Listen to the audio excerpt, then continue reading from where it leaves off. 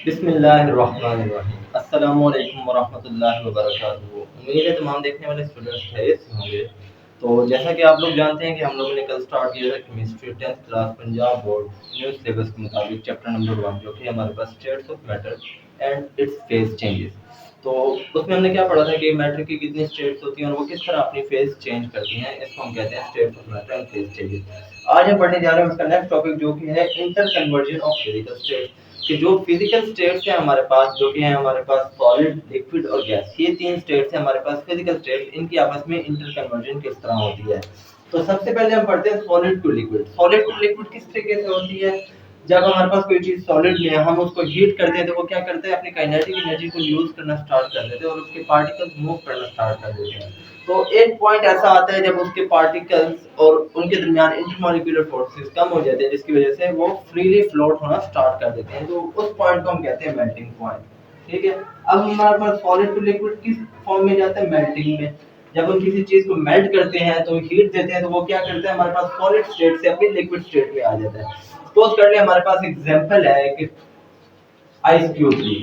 हम क्या है जी, आइस क्यूब को जब हीट करते हैं तो क्या उसे हम जब हीट देते हैं तो वो क्या करते हैं, उसके पार्टिकल आपस में जो पहले टाइटली पैक्ड होते हैं वो लूजली पैक होने शुरू हो जाते हैं, जिसका रिजल्ट क्या निकलता है कि एक पॉइंट आता है कि वो जो सारी की सारी आइस है वो किस में कन्वर्ट हो जाती है, लिक्विड में। अब दूसरी चीज हमारे पास क्या आती है, लिक्विड से गैसेस के अंदर हम किस तरह कन्वर्ट कर सकते हैं।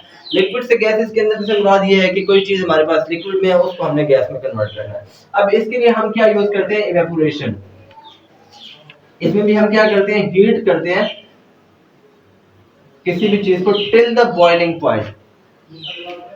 टिल द बॉइलिंग पॉइंट हम किसी भी चीज को इसके अंदर हीट करते हैं। सपोज कर लें कि हमारे पास वही सेम आइस है, उसका जो है हमारे पास एग्जांपल ले लेते हैं हम, वाटर आ गया। ठीक है, अब हम वाटर को क्या करते हैं, उसके बॉइलिंग पॉइंट तक हीट करते हैं। जब हम उसको उसके बॉइलिंग पॉइंट तक हीट करते हैं तो क्या है, उसके ऊपर से वेपर्स की फॉर्म में गैसेस निकलना स्टार्ट हो जाती हैं जिसको हम कहते हैं इवेपोरेशन। तो ये क्या होगी, हमारे पास लिक्विड से गैस के अंदर फेज चेंज होगी, फिजिकल स्टेट चेंज होगी। पहले क्या हुआ था, सॉलिड से लिक्विड के अंदर चेंज हुई थी, उसके अंदर हमने क्या किया था, मेल्टिंग की थी।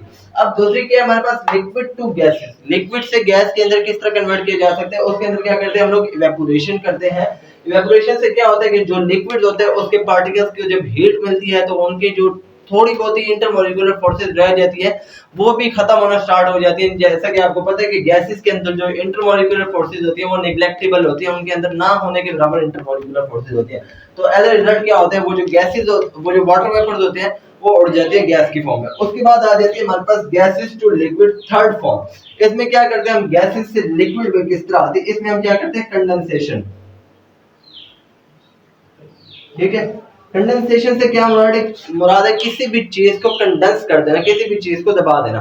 अब अक्सर आप लोगों ने घरों में देखा होगा कि जब सालन वगैरह पानी होता है, जब आप लोग पानी बॉईल करते हैं तो क्या होता है, उसके ऊपर अगर कोई चीज दे देते हैं तो ऊपर क्या हो जाता है, वाटर वेपर्स बनना स्टार्ट हो जाते हैं, वाटर के ड्रॉप्स बनना स्टार्ट हो जाते हैं। क्योंकि जब हीट हो रही होती है तो क्या होता है, बीच में से गैसेस निकलते हैं, वो ऊपर जब किसी चीज के साथ कोलाइड होते हैं तो वो क्या करते हैं, वापस अपनी लिक्विड फॉर्म में आना शुरू हो जाते हैं। और इसी तरह जब वो लिक्विड में आ जाते हैं फिर अगर हम उनको फ्रीज करते हैं तो वो क्या चले जाते हैं, वापस अपनी सॉलिड स्टेट में चले जाते हैं। ये थी हमारे पास inter conversion of physical state. अगर किसी को कोई क्वेश्चन या कोई क्वेरी है तो वो काइंडली कमेंट बॉक्स में आके पूछ सकते हैं। मिलते हैं अगले लेक्चर में। अल्लाह हाफिज।